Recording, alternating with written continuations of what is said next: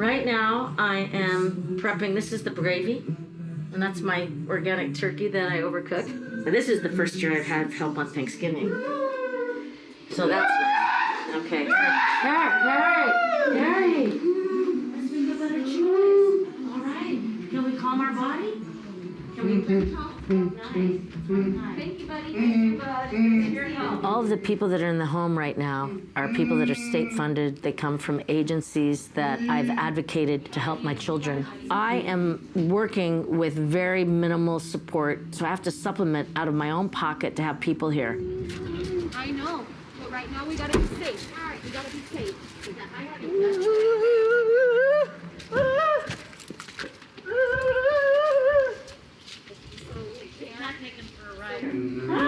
You could, thanks, Mom. Love those kisses. Wow, yeah. Whee! That's his idea of a kiss. Yeah.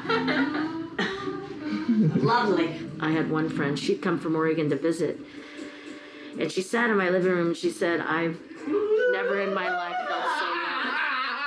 What's up, Pear? What's going on? Let's make a better choice. Let's make a better choice, okay? Let's make a better choice. That's way too hard. I know you want to help. Okay, but we're not going to put in. Right.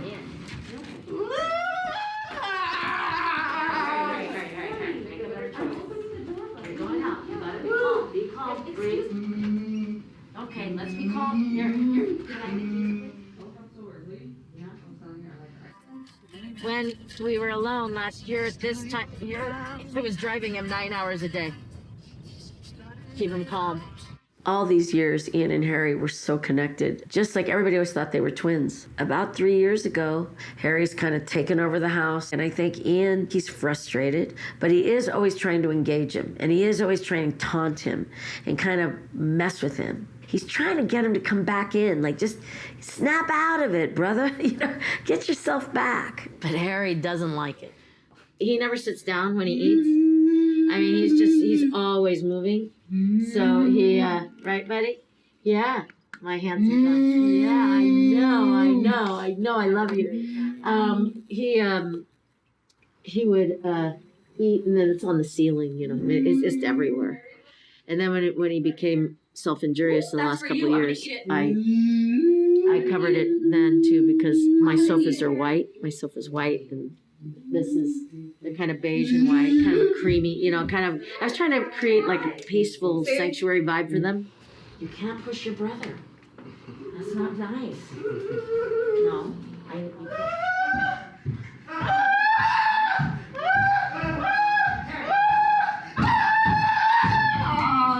Nobody would love it more than me to be able to be here alone with my kids, or just have friends over for dinner, or, you just can't. And there's so many people that I know across the country, like me, that are isolated in a severe situation where they're being injured by their kid, or, they've had to put them in a home and the kid gets sick. I've had friends do that, and then their kid died. It's like horrible stuff. Because the homes aren't... I was so desperate when I got Harry out of Resnick and they wouldn't let him stay because of COVID last March. I was so depleted, I said, I think I need to put him into a place for a couple of weeks so I can sleep. There were no places in the whole state of California. There's a wait list for like 3 years. So even if I wanted to at that point, it wasn't happening for me. So I had to bring him home. And of course I want him with me always, but if I'm not healthy, or I'm so burnt, I'm not good for anything. So I was just gonna take a little respite, but it didn't happen. So we've all been recovering, the boys and me. This last year has been actually easier to, not lose my mind completely, or maybe I have, but that's what's been going on. Let me fix your collar. Can I help you? There you go. Thank you, Mom. Good job. Good job. You gonna be warm enough in that? You want to bring your big coat? No. Okay. Thanks for your help. What a great guy. Good guys, see you later. Right now, they go and have a picnic at the park. Maybe it was about the time my mom died. I was getting them out of the house instead of doing everything at the house. and trusting people to take them out. It was really hard for me to trust people because almost tragedies happen when they were under someone else's care out in the community, like people leaving them at a park and going to their car. I've had people like lose him in hiking for an hour and a half and not contact me till he was found. Not only do you want them not to be institutionalized, but I've always wanted to create communities where like-minded people who want to work with this population or live this way could buy land where there could be a farm with animals or a kitchen, or where they're learning life skills. They're continually learning to grow and have relationships. You know, they deserve a purposeful life, just like everybody else, you know? So that's my passion, is them having a life. Now I'm going to go sit down and make some food because I haven't eaten today. And, you know, have a glass of wine or two, probably. And, you know, maybe call and get on the line or, you know, do something. But yeah, that's kind of what my day's like. I haven't slept very much in the past 23 years. I probably get a solid 3 hours a day if I'm lucky. Harry comes to me in the night and wants me to hold him. It's really uncomfortable, but I do it because he needs it. I have to check on Ian because of seizures, and sometimes I wake up hearing him having a seizure down the hall, and it's terrifying. It's kind of an emotional thing when you realize you're eating by yourself.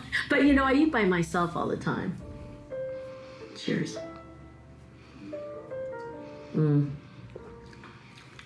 It's good.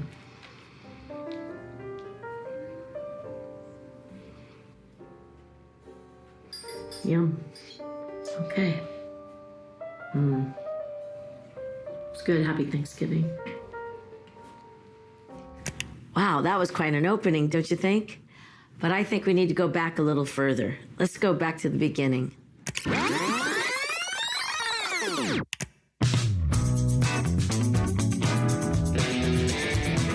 I was born in Portland, Oregon. According to my mother, a very independent soul. She goes, I could never control you. You just came in knowing what you wanted and no one could tell you what to do. So I had a lot of freedom. I feel like I came in this lifetime as a dancer, was always moving. You couldn't keep me sitting still. I walked early. I rode bikes at 3. I tied my shoe at 2. I was a very curious child. I have an older sister and a younger sister. My whole childhood was immersed in dance and music, creativity. I used to spend summers on ballet scholarships in San Francisco, scholarships with Harkness Ballet from New York and Houston Ballet and the Marin Civic Ballet. Even though I came from a small town, I was on my own very young. It was 1978. The first International Company of a Chorus Line came through Portland. I went to an open call. A couple weeks went by. A person starts talking to me about, we want to hire you. Could you be here in 5 days? We'll fly you to New York. And I said, whoa. Is this for real? And she goes, Tamara, this is for real. I said yes, and my whole life turned overnight. I mean, in 5 days, I was so clueless. I mean, I was absolutely the most green 18, 19-year-old girl on the planet. You know what I mean? Out of a fairy tale. I was paid to learn. Well, it was mind-blowing, and then it was life-altering. I mean, it really changed my life.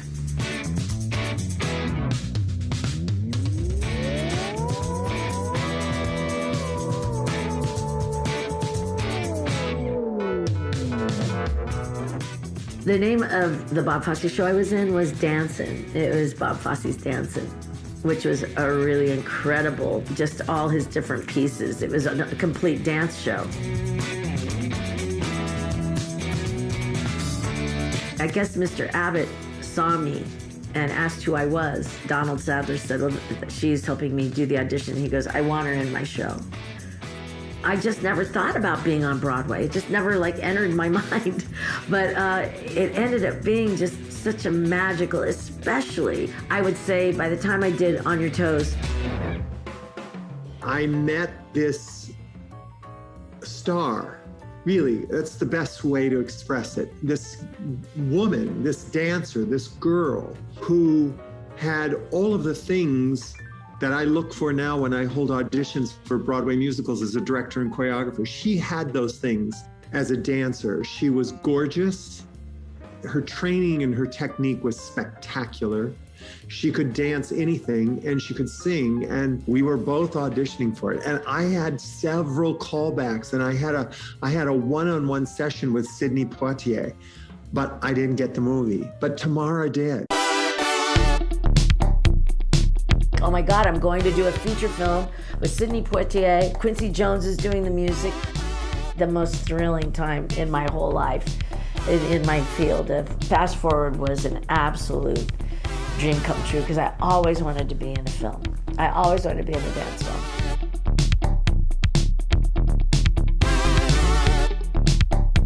I call him my Hollywood dad. Sidney Poitier took me under his wing. Thought I had like this lucky star over my head. And I did, and I do. It just turned into something different.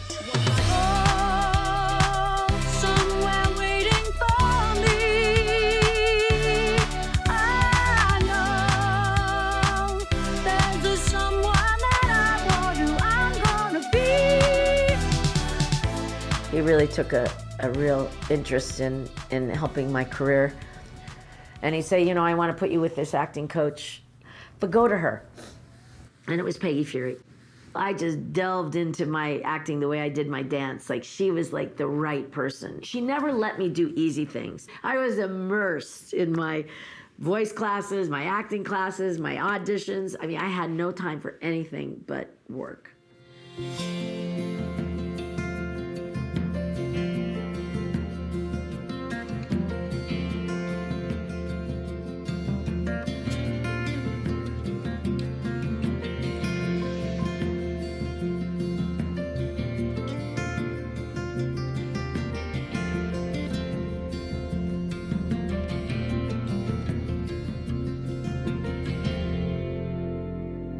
I was on an upward spiral where things were really, my agents were so excited because it was like down to the end on all these big things. And we got a call that Peggy's sick. And I went, well, there won't be class today. And I'm like, Peggy's not sick. I said, Gretchen, Peggy's not sick. It took 2 days to find her, but she died in a head-on car accident that day, leaving that restaurant. It was devastating to me. Shakes you at the core of your center, that sets you off into a whole other trajectory. And that's what happened. I mean, her death made me think, why am I here, you know? What's my purpose? I went on a search. I went seeking. I was always a seeker, you know, question, but it was because of her passing that I went on a spiritual journey and left my career for some time. I'd come and go, but I really pulled myself way out, and my agents were just devastated because I really was at that level of like just about to really hit in a way that would make a difference, probably to me now financially, but you know, it just, something else called, you know?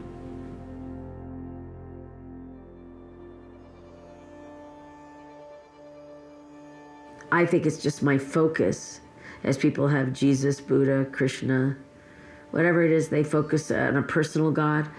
I use Meher Baba because for me, I love having a personal connection, a relationship with God that was in human form. He used in the beginning an alphabet board and pointed to letters. Eventually he dropped that and just made up his own hand signs. It's absolutely fascinating that he was a silent master. What better way to do it than by being silent? And you just feel the vibration of the love. What I experienced in India was unconditional love and acceptance of who I was, and Baba wasn't in a body, but I have never felt more loved and accepted and not needing anything. I felt like the most whole I'd ever been. I went alone, but it was beautiful, truly. You know, you learn things about yourself when you can't express through words with your children. You find other ways to connect from another place. God, it's just so much love emanating from them. So it gets me through. I came back from India in 1996. In 97, I met a man that was so beautiful and charismatic and talented and charming and all those things. And we went really quickly. We got together in May. July, he asked me to marry him. I was pregnant. We got married in October. And the rest is Ian and Harry. It was very, very, very quick. Very quick.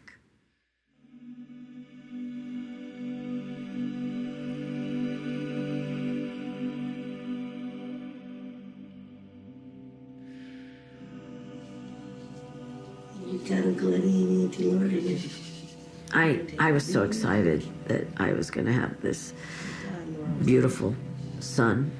I always wanted an Ian. He fulfilled that for me. He was beautiful, came out 24 inches long. He's 2 feet long. I just was always worried about him. It was weird. And I remember he did everything early.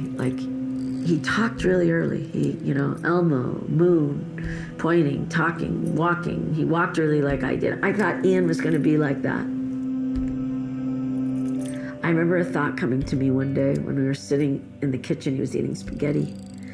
And a voice that I get sometimes came into my ear, my head, and it said, "Enjoy every moment of this."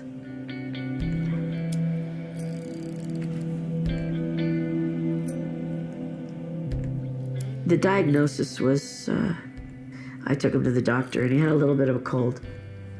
And that night he just cried and he stopped really connecting. I mean, at his first birthday, he was there, but he was sort of deer in the headlights. He could still do stuff very advanced, but I look at pictures and it's heartbreaking to me.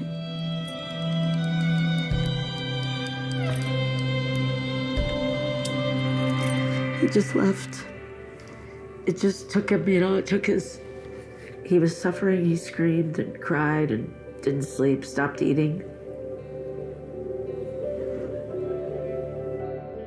He was just so gone. That's how I can explain it, is that it took him. I was in denial.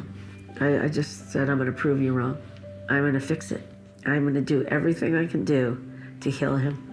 Everything that was out there at the time: chelation, Chinese herbs, network chiropractic, holistic healing, healing from afar, holographic healing, John of God healing, sunrise program. I mean, equestrian therapy, dolphin therapy.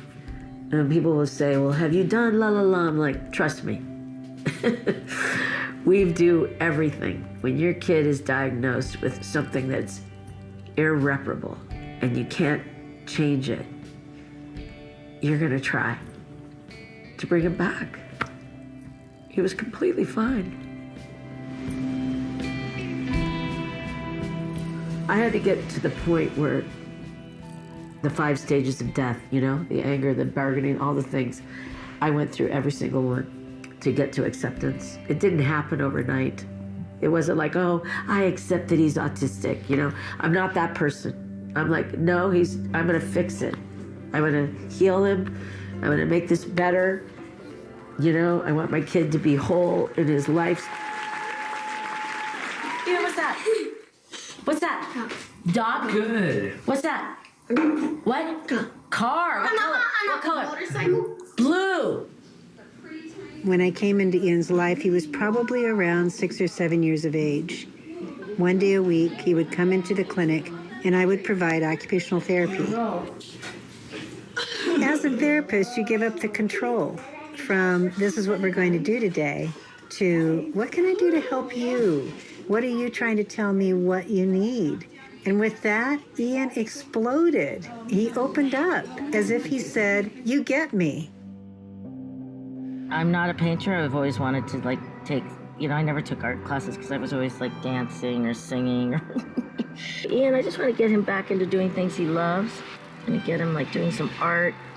When people say, I don't know how you do it, it's beyond.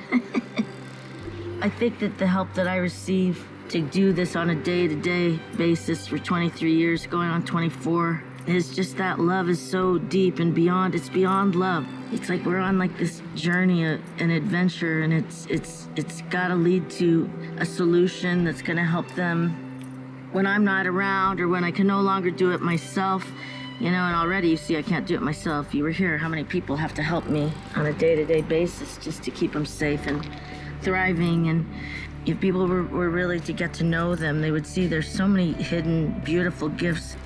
I just want something beautiful for them that is beyond. It's beyond anybody's comprehension. You want to keep working on it? Don't do that. No. That's enough. Let's go. Okay, that's good, man. All done? All right.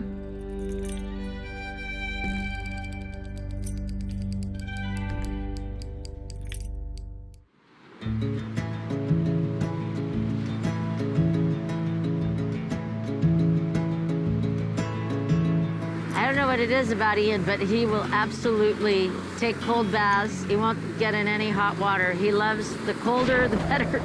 That's why this ocean right now is so freezing. I most connect with my children is in the ocean. He's telling me to leave. Ian, we gotta get out. It's cold, buddy. You gotta get warm. Come on. Let's try this. Come here, E. Can you try? I'm gonna show you something. Can we do this? Take my hand. Ready? Take my hand like this. One hand. Ready? Let's go around like this. Go. Oh!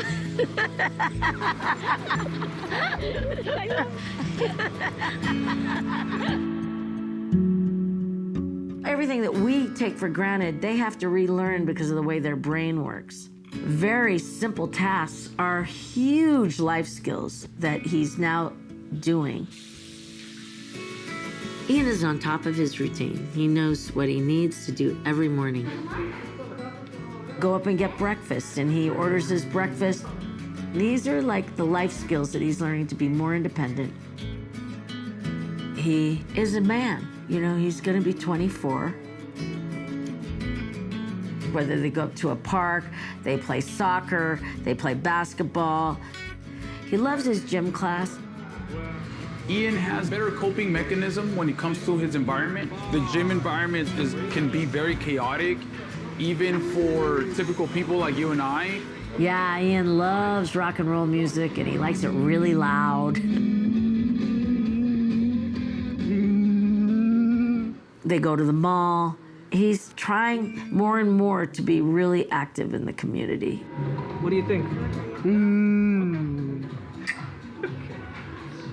Dude, that looks so good on you. I love that. What do you think, Ian? You like it? Does it look good on me? Should I buy it? Yeah, okay. Cheese? No? Pepperoni. Pepperoni. Okay. Yep. Thank you for telling me what you want. It's fun to celebrate your birthday, right?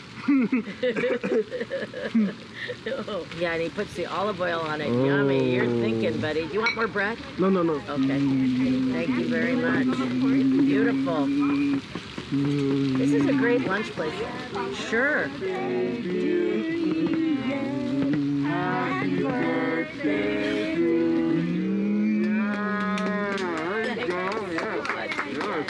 That's so sweet. Thank you. He loves to blow out candles. Back when he was early diagnosed with autism, you couldn't sing to him. He wouldn't blow out a candle. He's come so far. So, yeah. Thank you. So proud of you, Ian. Do we have calm body though? Okay. You want me to help cut it?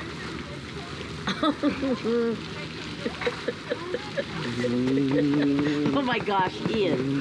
Where are your manners? Oh my gosh, slow down. Slow down. Thank you. I like when you use your fork. Put that again of your mother. Yeah. Can we try? No. Ian, I know you're excited. Ian's here for something. Like, he's come in with this incredible light and this ability to love. And he came up to me and he just went like that. And he knew I had gallbladder issues because I was having a lot of pain. He always looked at me like you say, focus and everything, but he was looking at the bottom. And he said, BB. And I said, Ian, I can get a BB I got a medication. I can get a baby. 3 weeks, and I don't see, my dates. So I say, okay, so I get a, test, and it was a baby inside, like he'd say. My mother, when she had pancreatic cancer, was dying. She came down a few months before she passed. She hadn't been here in 10 years. And she sat on the sofa over here, and he just leaned over and gently kissed her where her cancer was. He does it all the time. He's got an awareness of people's bodies.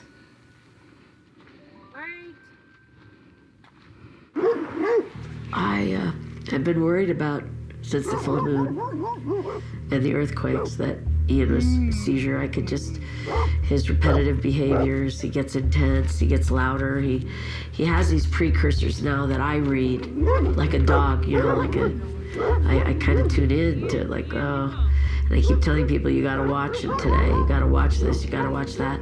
Last night I got up like 3 different times and opened the door every time I heard a sound.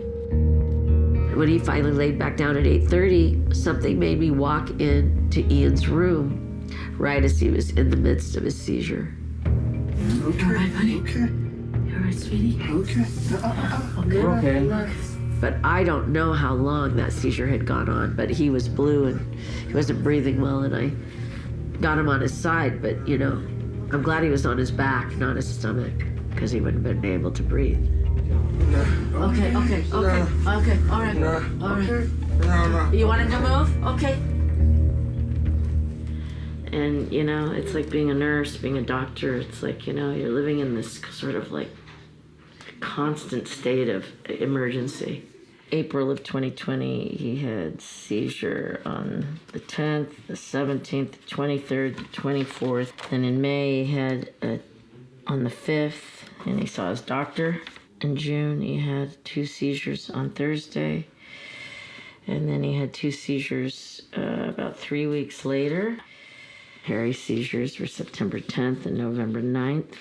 Seizure, I would say it was about 9 something, right? 9. So that's why I check all the time on him. It's like, I don't sleep deeply, as you know. It's just not a deep sleep. It hasn't been for going on 24 years.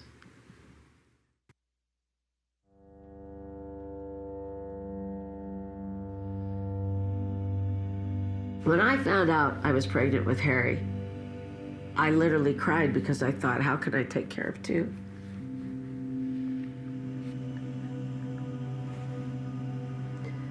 But now, then once I had Harry and whatever, I was like, God, how could I imagine life without them, But in that moment, it was like, I don't know how I'm going to do this, because Ian is all-encompassing. I mean, everything is, how can I take care of another child? This is taking every bit of me. I've given up my career, really. I'm not in a relationship anymore, really.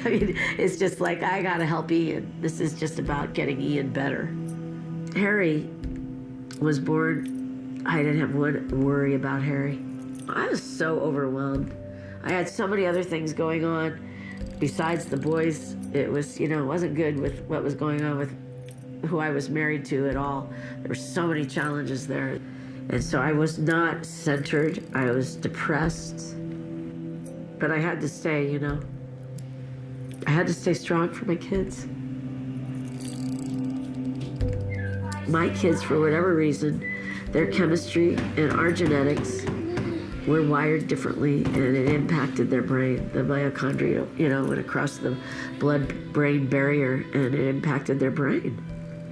And I'm living with challenges that aren't going to go away, that I can't fix, I could just try to make it better.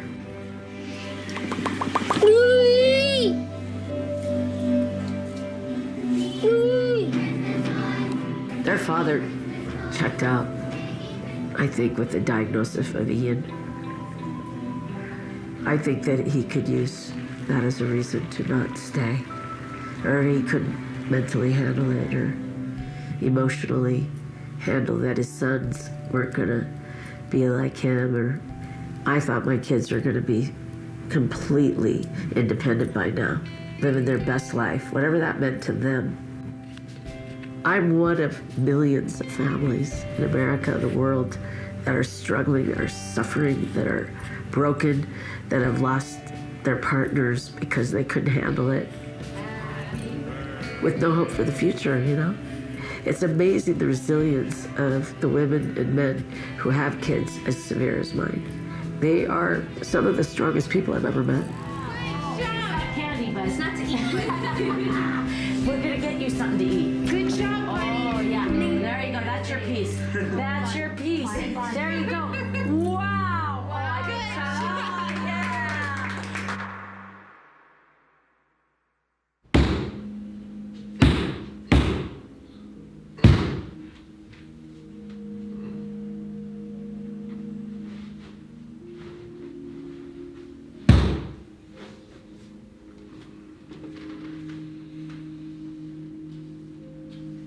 What? What do you want? I'm gonna move away from her because I'm not gonna keep standing in here. Yeah. Please. Can you sit down, please? I want you to sit down. Think about this for a minute.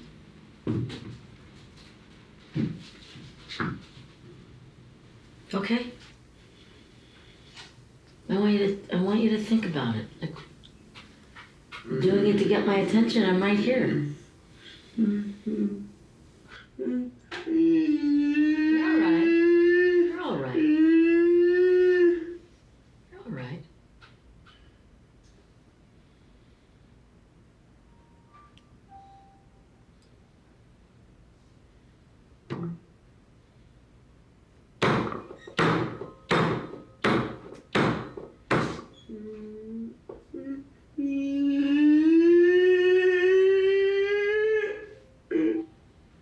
You're all right, buddy. You're loved, buddy. You're loved. You gotta calm your body. Okay. All right. All right. I'm gonna let you work that out, bud.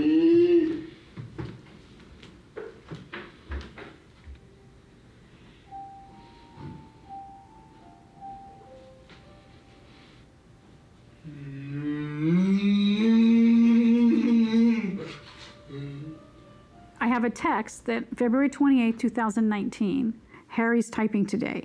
He was very regulated, but also said he was tired. Type with David a bit. The lesson was Friendly, Fascinating Dolphins by Cindy Grigg. Harry selected this topic. When session was over, Harry stayed in his seat as if he didn't want to leave. It just wanted to keep chatting about dolphins. I should be doing this every day is what I feel. Yeah, it's going to be a dance, because you don't know what days it's going to be a good day. Right. So you can't schedule me to come over on Tuesdays at 10. Right. Because Harry doesn't follow that schedule. I mean, I've been saying this in IEPs since they were this big. I don't care about these goals. I want them to communicate. Right. And That's so all that I wanted. It shouldn't be an unmet need. No. That's like, it's terrible. It's horrible. Oh, you guys upset about something.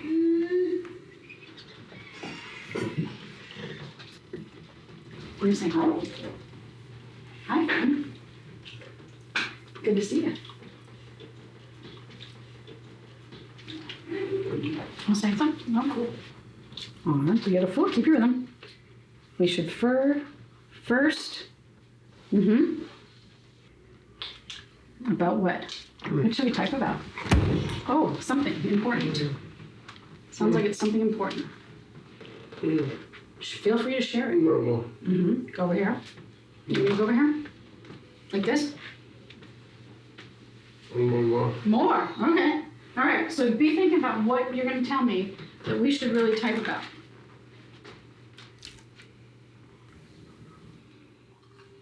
I'm going to come over and see if you want to finish that thought. Okay, buddy? To what? B-E-R. Very. T-I-R. Very tired. Of. Very tired of. You think you can finish it? I know you want me to leave. Would you finish this and then I'll leave? How about that? Could you try it? I really want to know what you're tired of, buddy. Okay, can you tell me and then I'll go? Try. Very tired of what? B, E, I, being, I, N, being in, P, A, I, very tired of being in pain. Pain, there you go. Now I can leave because you hit that period. Thanks. I can only imagine, Harry, when I'm in pain, man, that's rough. It does, you just want it to stop, huh? I get that. I'm sorry. I know your mom's working on it.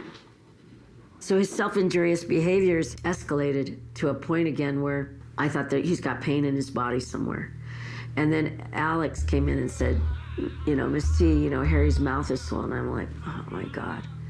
So I see that and I'm like, now I've got a tooth issue, So now I'm in my brain going, everybody's like, oh, we can't handle Harry. And I'm like, I've got to figure out who am I going to get him to get. So I'm calling dentists and the anesthesiologist. I went out and his pediatric anesthesiologist and dentist can't take him because he's now 20, which is what happens when after the age of 18. There are no doctors, there are no dentists, there's only wait lists, there's only complicated bureaucratic nonsense to get through to get any help for these kids. I put myself on those wait lists, no one's returned my call. Had I not gone to my own dentist, he came out into the courtyard and saw the suffering Harry was in. He goes, Tamara, it could be an abscess. I can't see enough, but he has an infection. I'm gonna give you antibiotics. If it wasn't for him, he probably would be in much worse shape than he is right now. I go to the oral surgeon that did their thing. He says, go to the ER, which we did. So we went back to him. He goes, get to this sleep dentist. But look at the hoops. What they did was they didn't handle the 4 cavities. So now we're dealing with possible loss of tooth or abscess or root canals, stuff that's going to be much harder on Harry, who, although he has an extreme high tolerance for pain, he has bitten the top of his hand off, with his own teeth when he's in severe anguish and pain. And he does extensive property damage. I mean, I've fixed, 4 cars at least of him just with the flat of his hand. And if his pain is escalating, he's going to end up back in the hospital for other reasons, not for just a dental issue. You see why I can't work. Because I work all day long. It's all I do is field changes in scheduling, some crisis, Ian has a seizure, Harry's got a medical issue, there's someone else tested positive for COVID, you know what I mean? It's like every day, it's like spinning plates. The bottom line is they drop families like mine in their darkest hour. They don't want to help you, it's too hard. So what happens is people kill themselves. I mean, you've read it in newspapers. Mothers taking their kids and jumping off a bridge because they had autism and she couldn't handle it anymore. She just killed them all. It's not that crazy when you're not being helped and you're mentally depleted, you're physically depleted, you're emotionally depleted, you're financially depleted, and you have no hope for the future because no one will come help you. No one's returning your calls. No one calls to see if you're okay. If you have cancer, everybody will bring you meals. They'll bring you meals. They'll come over and you tell someone you have a child with severe autism, you never hear from your friends again. They're just gone. I don't blame them. But that's where it's at. That's where it's at for families like mine. And there's millions of us. And they're struggling. Yeah. I'm only willing to do this because, and trust me, it's hard to put myself out like this. It really is. But it's my job, I feel like it's my responsibility, I feel like if I don't do it, what's going to happen to my children, And not like doing this is going to do anything, I don't know that one thing will change. Harry's such an enigma because at this particular time, he's going through something that I feel like he's carrying the weight of the world on him. I don't know who he is or why he's here carrying such an enormous burden. feeling in me like I'm failing them somehow because I don't have the perfect setup for them yet. And they're young adults, and it came so fast. And what people don't understand about autism, they see their flapping and they see their screaming and their biting and the different things that they do to self-regulate, because it's like their body is on fire. Whatever happened with the blood-brain thing, their bodies are not, well, it is a battle zone in his body. He's at war with himself.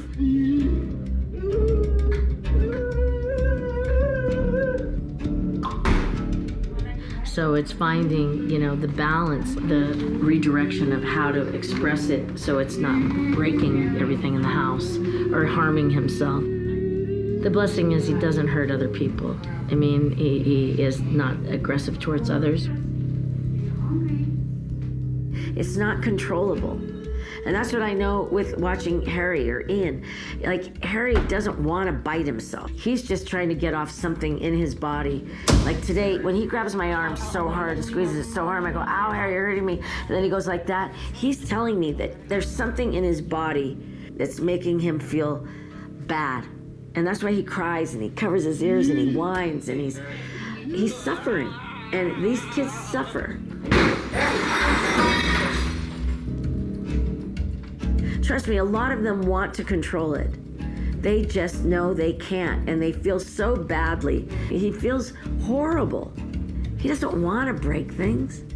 He just has got to get off that, like whatever that impulse that he can't control for whatever reason. If I knew the answer, I'd be a multi-bazillionaire, could make all the communities. I wish I knew. I wish I understood it. I mean, I just work on trying to make them as anxiety-free as possible, because the anxiety rules their life.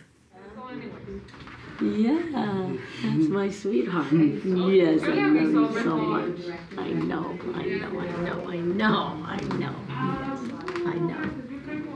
This is what I mean, it just goes from an escalation off the charts to like smiling and loving and like, so some things, I wish I knew. I wish I knew why. Harry's routine depends on how he's feeling. When he wants to get out of the house, it's manageable. But when he doesn't, it's very hard and very difficult at this particular time. There's so much. Yeah. You want to sit down?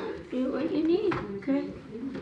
Good. You need the bed? You can get over there. Rico will let you through. Yeah. Okay, excuse me. But, all these have happened. I've had to put up these makeshift things because, every wall, this is what it looks like. I paid thousands and thousands of dollars to fix it. We're getting through it, but it's hard. This was my bedroom. It's now become Harry's room.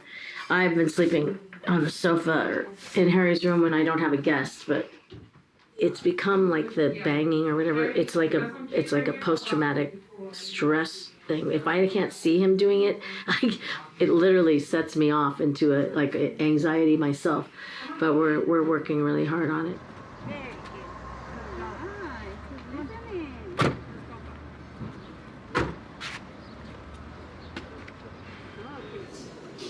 Good job.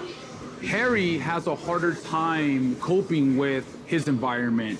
So for him, it can be a very scary environment to walk in here. It can be very loud, very chaotic. So it's something that he doesn't have much control over, while Ian can cope with that a little bit better. Come on, buddy.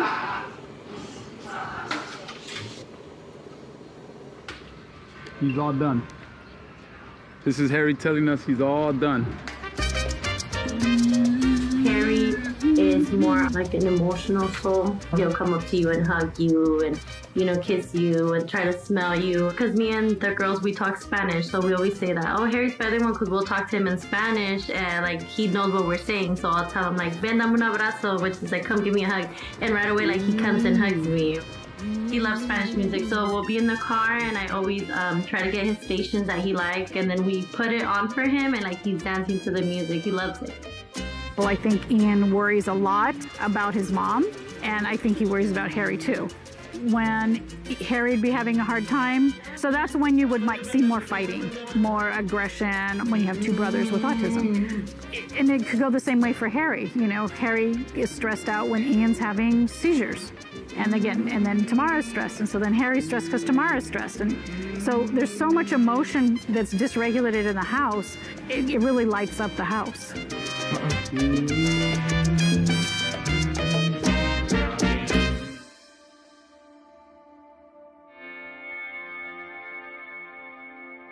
I had some extraordinary friends through my writing group of Minda Burrs, Catherine Curry Williams. She and some of my dearest friends, Holly Powell and Hillary Ormsby. Catherine wanted to try to put together a community and maybe a pocket neighborhood. She worked 2.5 years trying to help me do this. She got an architect, a land developer. All those people put down their own money to try to help me create this next step. And we went and looked at land in Lancaster and all these places. But what we discovered is the restrictions. You can't just move into my neighborhood and buy out a thing because all of a sudden it's like, oh, do they want us here?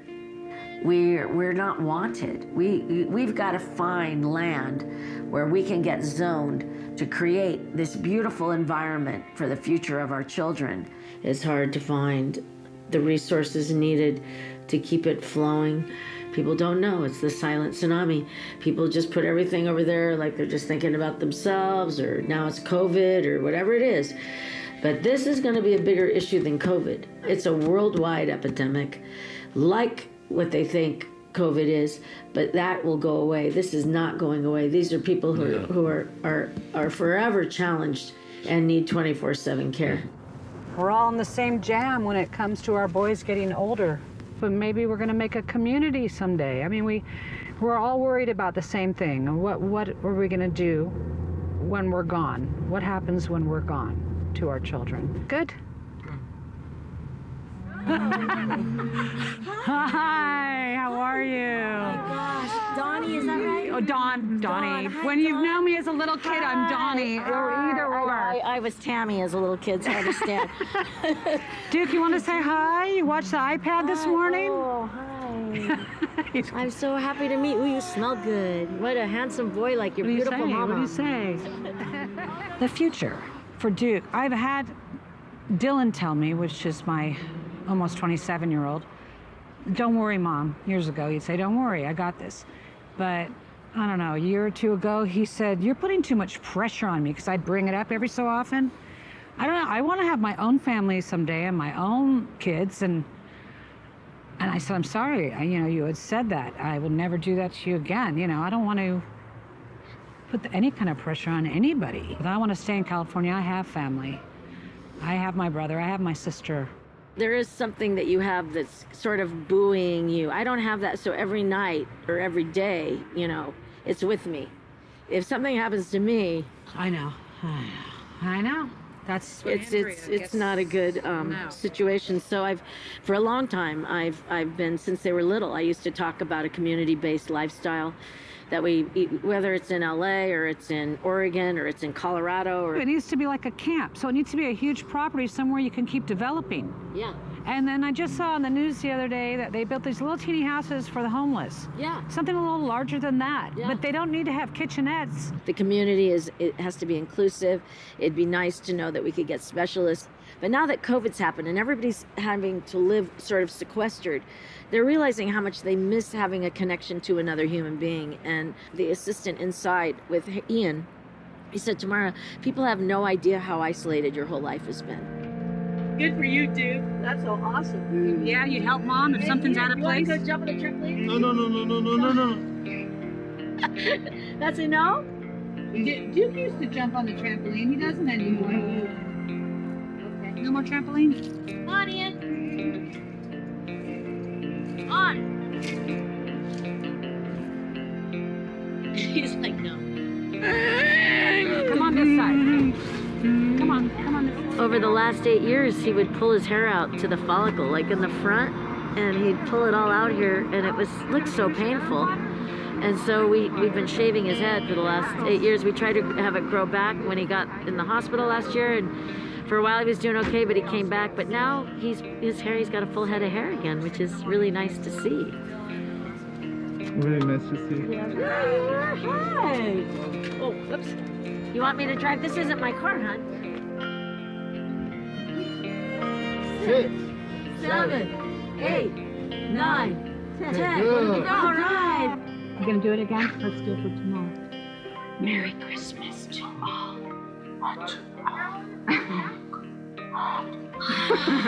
Awesome. I love that.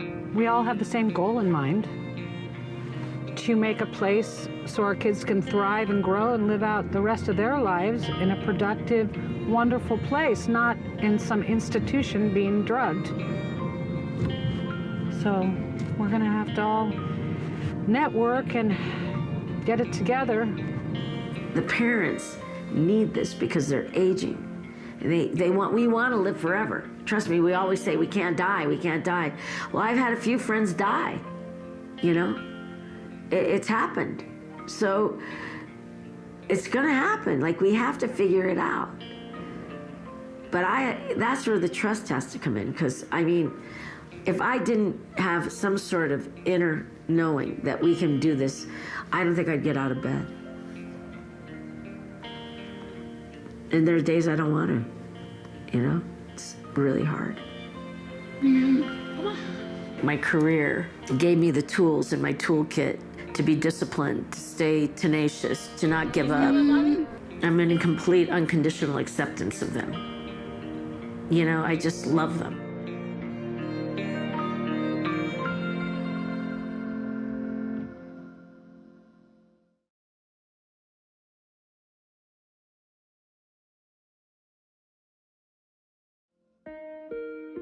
Where are those young adults going to live when parents are no longer able to care for them? The campus, which opened in 2013, is centrally located in the city of Sonoma on 2.8 acres. Sweetwater was designed to provide opportunity, different circles. So in the most inner circle, if a resident needs to be by himself and have quiet time, they have their room. If they want to have a comfort level of the house, they can do activities in the house. Residents also have the larger circle of being part of the community enrichment at Sweetwater. And then lastly, the larger circle is activities in Sonoma.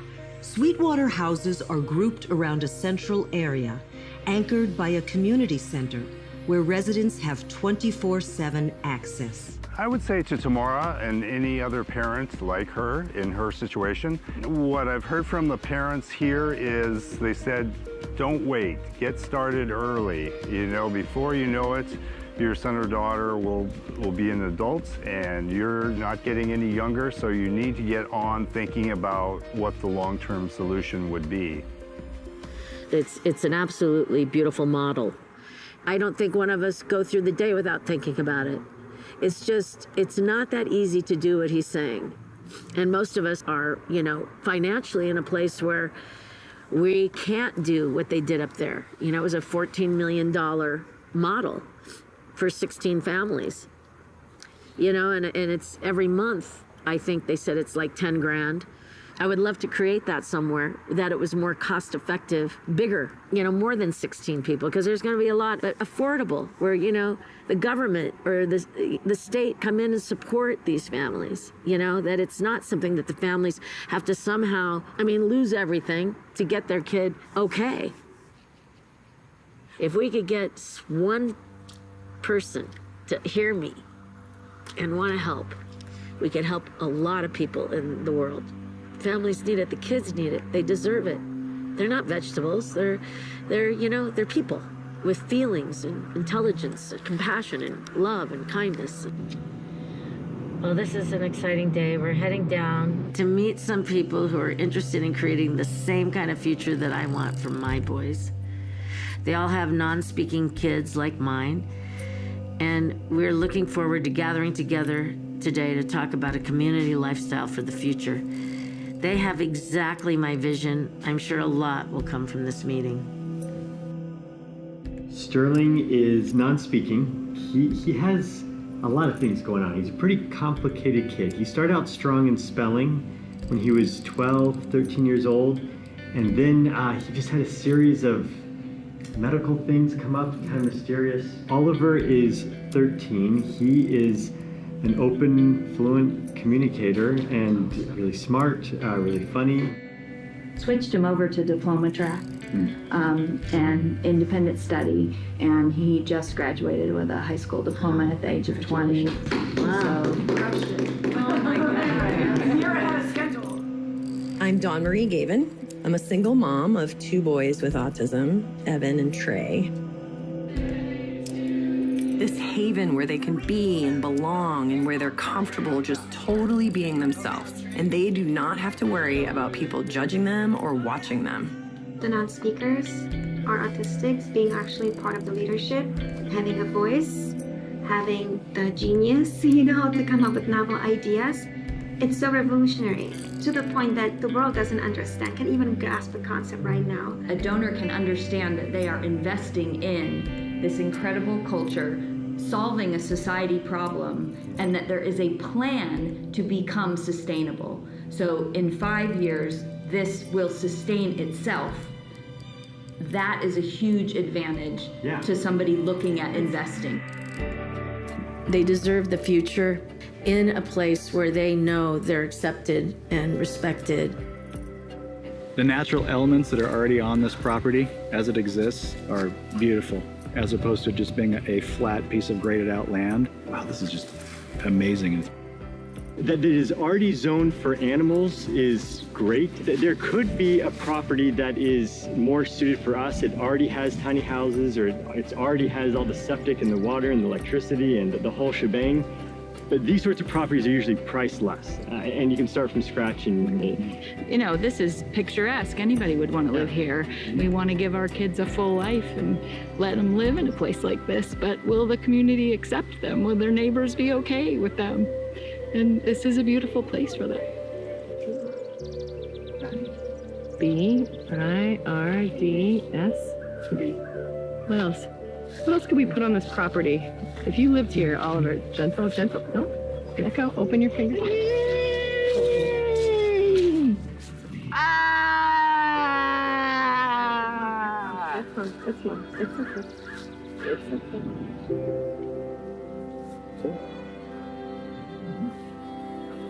This brick and vein out there up on that mountain. Sorry, he spelled. How many minutes? M-E. How many minutes are we staying? Can't stop that sometimes. We get to leave? I could try to help. Hold on, we're gonna stay gentle. How many minutes? Everyone's a little anxious, huh? Where's Dawn Marie? Elliot, look at Dawn Marie. Where's Dawn Marie? Sam on the floor. Wait, start with N. N. Are you Sam on the board? You're good. We need people that are of a certain financial standing, whether they're a billionaire, a multimillionaire, some sort of benefactor, that somewhere in the seed of their soul, they remember, like, oh my God, this is how I can help. This is how I want to give back. If we could find people that want to give back and fund and help and support and nurture and be part of, it could create a whole new world for so many people. And jobs, really important jobs of value. Or if there's farms, people could be into their farming. If there's cooks, there's cooking. If there's people who want to work in psychiatry, if there's people that want to work in holistic medicine, if there's people that, we could all live together. It could be like a grouping, a beautiful, small city community of support. I have a vision for the future, and I believe that as dark and troubled as the world is, there's always those that are going to bring the light and bring a change. And I believe that these kids and these families could do that. So I know that we're going to do it because we have to do it. And those of us that are going to come together are going to be impassioned to do it. The boys are fine, and I can travel and help set up other communities or whatever it is. My boys will be fine. That's my vision for them. that they will thrive with or without me. That's the purpose. That would be the greatest reward.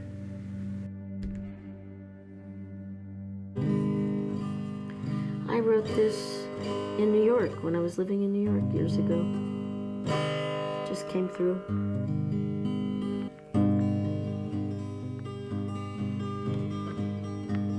Say every life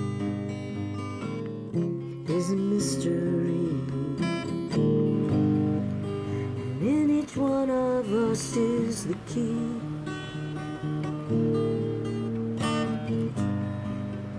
On this lonely road, so much is lost, I can see.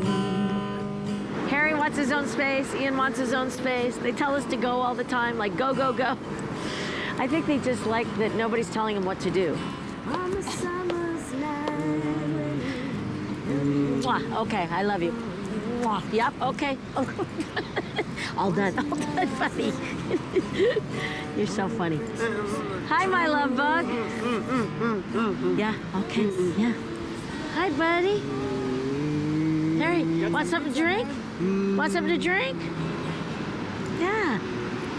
Let's get you something to drink. Come here. Come here, Harry. Harry, Hair Bear, come here.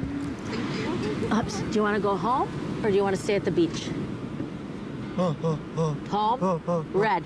You want an icy? No? Okay, red. Red. Okay, we'll go get one. Let's go get one. This is the color red, and he wants an icy. It's like a Slurpee, you know, like 7-Eleven and ice. He likes those cold. They're not good for you, but you know, when we go once in a blue moon, I give him something that's not healthy. Forgive me, but when they go to the beach, they get a treat. You're gonna get a brain freezy. I know. Woo. Yes, of course. I would love for my kids to have a beautiful partner that they fell in love with, in whatever way that means to them. And that would be so beautiful because nobody wants to be alone their whole life. A partnership is so important. Swear I'm gonna get it back someday. I haven't dated since I left my partnership from 9 years ago, after 16 years of being with him. But I never thought I'd be with anyone ever again. And a friend of mine that I knew back in high school reached out, or we both became friends on Facebook once he joined. I used to hang out with him in high school with mutual friends. We never dated or anything like that. He lives in Australia. I go, how do you feel about telling me about your last 45 years? And he said yes. He goes, I don't know why I said yes, but we started writing our story of our lives from the time we were 17, 18 to now. He got me through driving Harry 9 hours a day. He was 10,000 miles away, but he was the only person talking to me every single day, all day long. We wanted to see each other a year ago, June, but because of COVID, it didn't happen. So we're going to get our reunion coming soon. He finally got the pass to leave his country, even though he's an American citizen and an Australian citizen. So that's going to happen. And I feel like he's the love of my life. I'll let you come back to me if you want to say something, okay, Harry? Okay.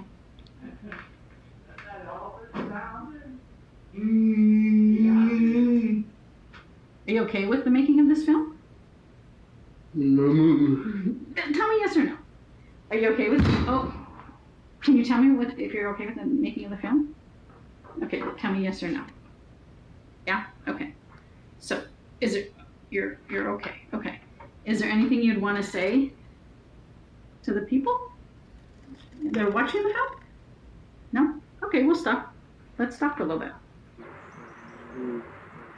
Can I ask you with the board and then you can tell me? Okay, yeah, Darlene. Darlene, yeah. Can I ask you the board? I'm gonna call her on this side. Yeah. You know you can tell me whatever you need me to know. Okay. You saying no? Okay. All right.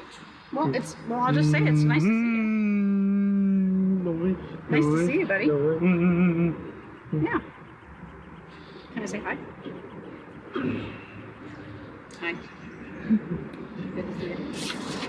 Okay, yeah. That's fine. No worries. Then we can watch Jungle Book. Oh, that's cool. How are you? Yeah. Darlene, yeah, What are you gonna say? Hi. You can say hi to me, please. Hey. Keep on. You. This is stressful.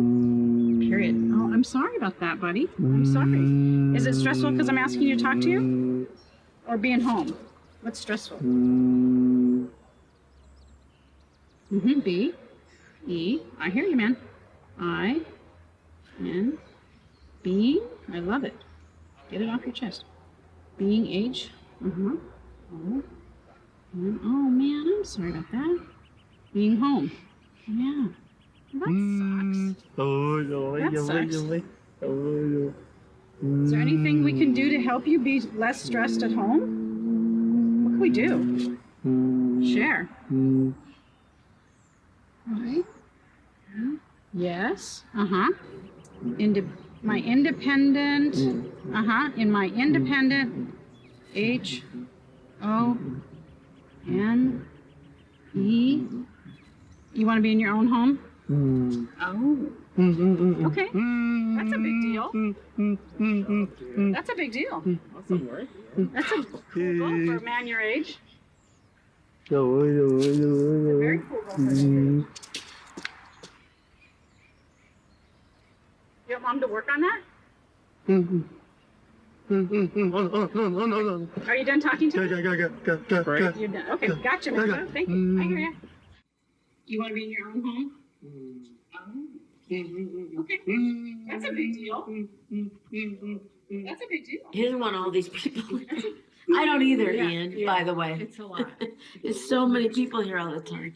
I haven't had any private time in almost 2 years in this household. So I'm with Ian. I'm ready for an independent home too, by the way. If I didn't need all these people to make Harry safe, we would be fine. I'm trying to make a better life for them, but we were in a crisis and they came in and they've been wonderful. But there's been a lot of challenges with having people in your space 24/7. Calendars. This is all the different calendars. Harry, Ian. But then they don't show up. And then that's the whole point. But it has to be in the afternoon. We won't be okay. It's just mind-blowing that all of this right here, it takes for me to go away. If I'm not here, it's not a good scenario. No worry about it. Thank you. Yeah. Couldn't do it without you guys. Thank you. Thank you so much. Got a good time. I know, oh my you God. need this time, so. Can I talk to you for a minute? Yeah. How's that elbow of yours? Yeah. I love you. Mommy's gonna go away for a few weeks. Are you okay? You'll be okay without Mama? Yeah? I want you to know that I'm just a phone call away though, okay? And we've got Colette here. We've got everybody here to take care of you, but you know, you've never been away from your mom this long. I know, I love you. I love you so much. Okay. Okay. You'll be okay. You'll let me know if you're not, okay? Okay. Okay. All right. Put your backpack in the closet. Put the backpack in the closet. Okay, don't push, don't push. He knows. Okay, no pushing, no pushing, no pushing, no pushing. Are you upset? Are you upset that Mommy's going away? No? You want... Okay, go. Okay. All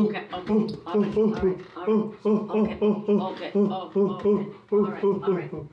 I'm just trying to tell you before I go because I'm getting ready to go for a while, but I live in Harry's room, I sleep in Ian's room, Harry's in my room, Colette's in there. No pushing, no pushing, no pushing, okay? Gotta be kind. Are you upset? No, stop, stop. Okay, I'll go. Okay, I'll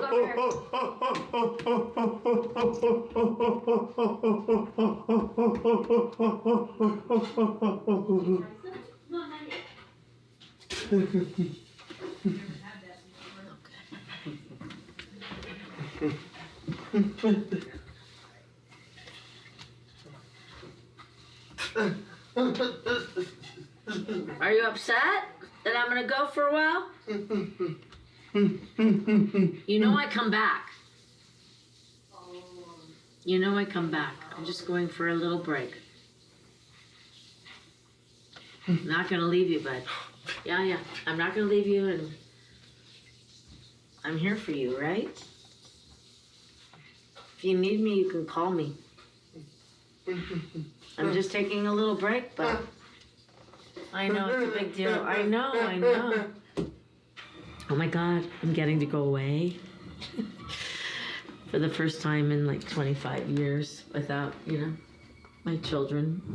I'm nervous, I'm excited, I'm ecstatic. I guess it was after Harry had gotten out of the hospital and been driving him like hours on end, and I just looked up and said, I can't do this anymore. Either bring me a partner or take me out. Because I was just beyond stretched to the wildest imagination. And I really thought that I couldn't go on anymore. Like I just couldn't do it. I was exhausted. I was, just at my last moment of being able to handle things, and just interesting that came in.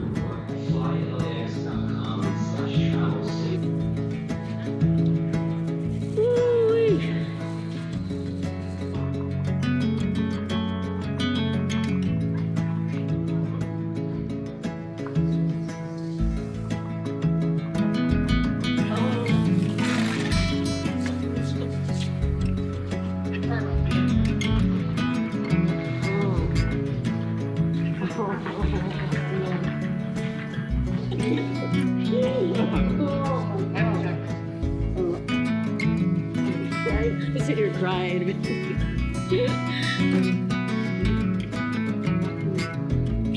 You look amazing. You look the same. Oh.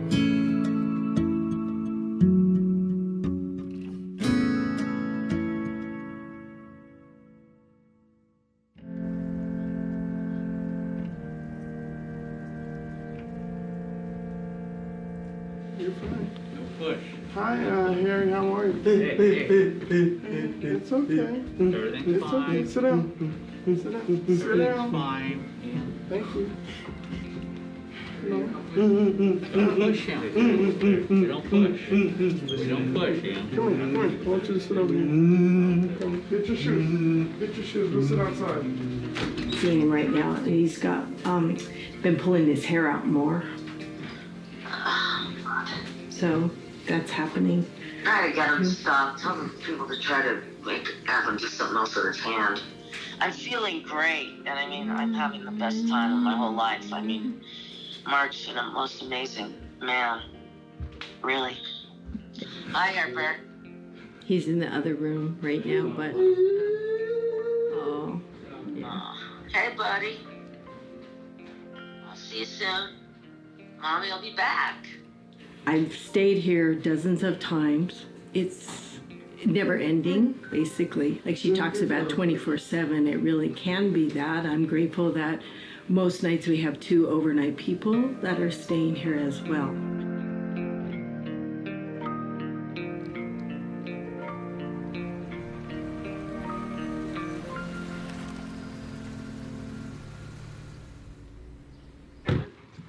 Hey, my love. Hi, sweetheart. Oh, my God. Hello, Ann. Oh, my God. I missed you. I know. I missed you. Mwah, mwah.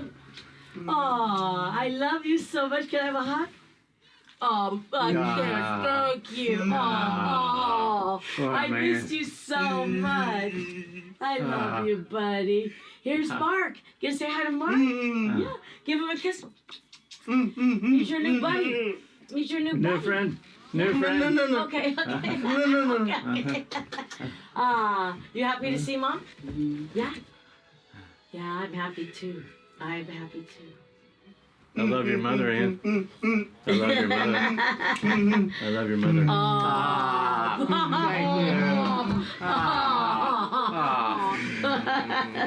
I told Thank you you. it's gonna be Thank easy. you. I'll be right over here. I'm not leaving. I'm just gonna go in the kitchen. I'm gonna stay.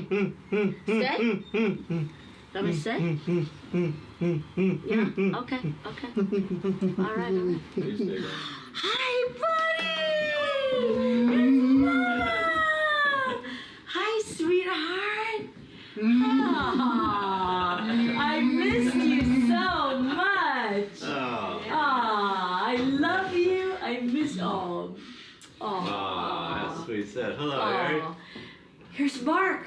Your buddy Mark's come. Come to play. Come to play. Come to be your buddy. I missed you so much. Yeah. Okay.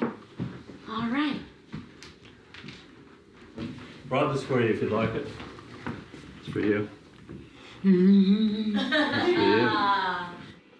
Hello, Ian.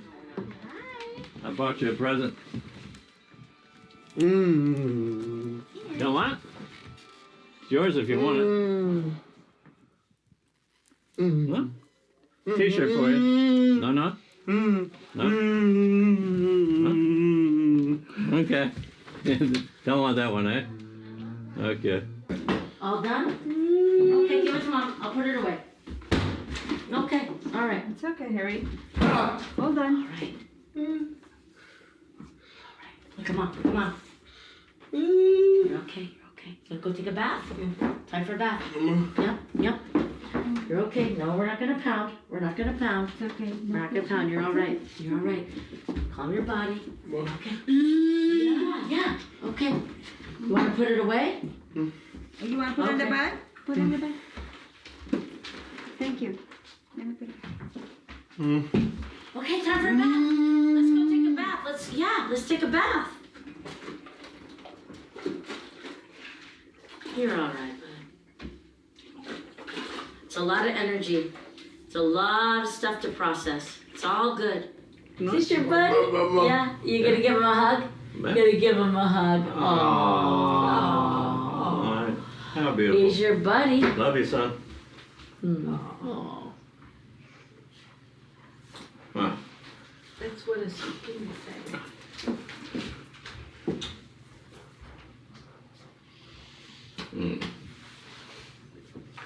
Thank you for letting me in. Thank you for wanting to come in. You know?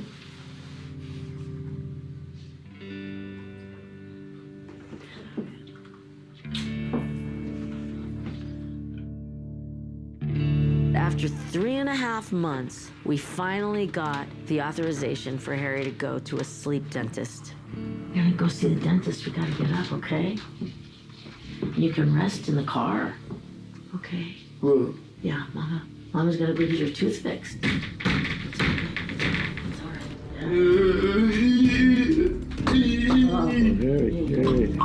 So we might just have to get him in the car. I understand that. Come on, man. He doesn't usually have them till... Yeah, come on, buddy. Come on. All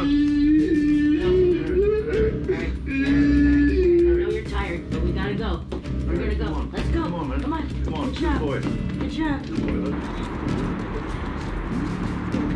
Good job, Harry. 6 foot, 195, 21 years old, Enfield. He has a lot of bleeding.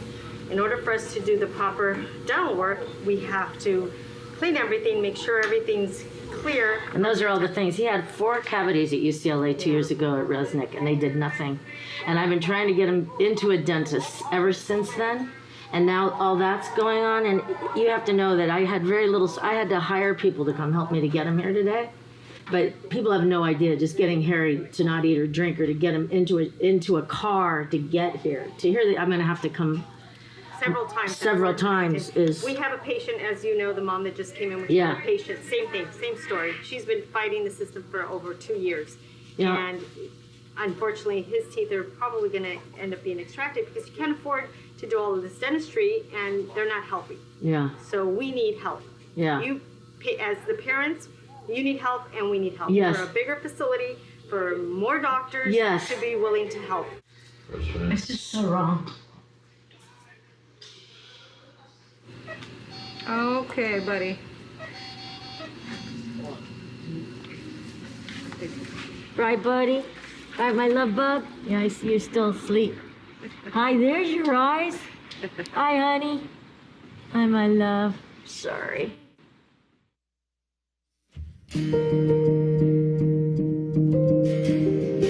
Lucky boy. I want lucky boy. Hi, Darlene. I'm Mark, darling. Nice to meet you. My relationship to Mara since being here is just growing day by day. The acceptance of her two boys, Ian and Harry, it's just amazing. They're such beautiful young men. I would just love to be able to hear what's going through their brains. Can you tell us if your teeth? It's amazing to be around them.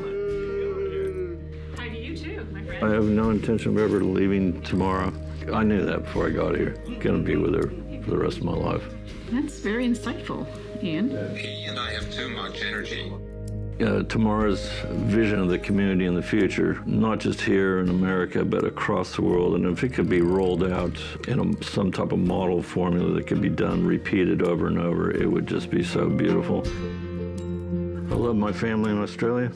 I tragically lost my wife 2.5 years ago. But fortunately, I was left with 3 beautiful children. To find love again at 62 years old is one of the best gifts I've ever been given.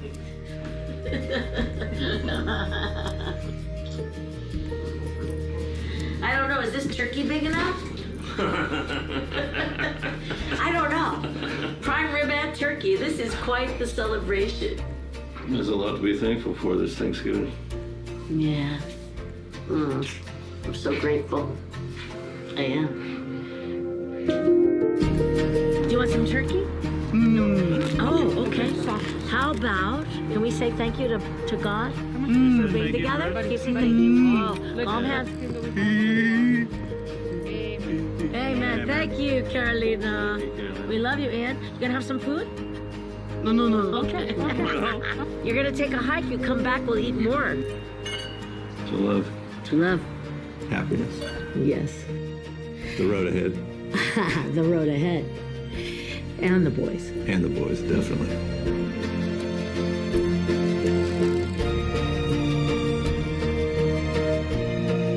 Everything in the universe has rhythm. Everything dances. Dancing with the sun. To dance is to be in tune with the steps of life. Life isn't about waiting for the storm to be over. It's about learning how to dance in the rain. Life is short, and there will always be innumerable challenges to face. So come on, let's dance.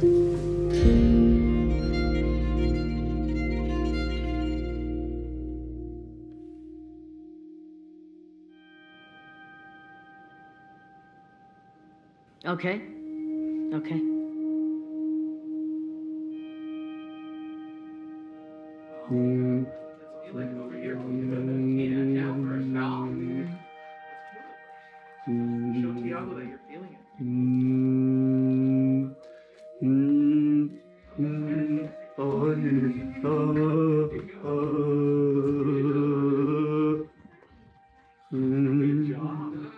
Awesome. Good job, man.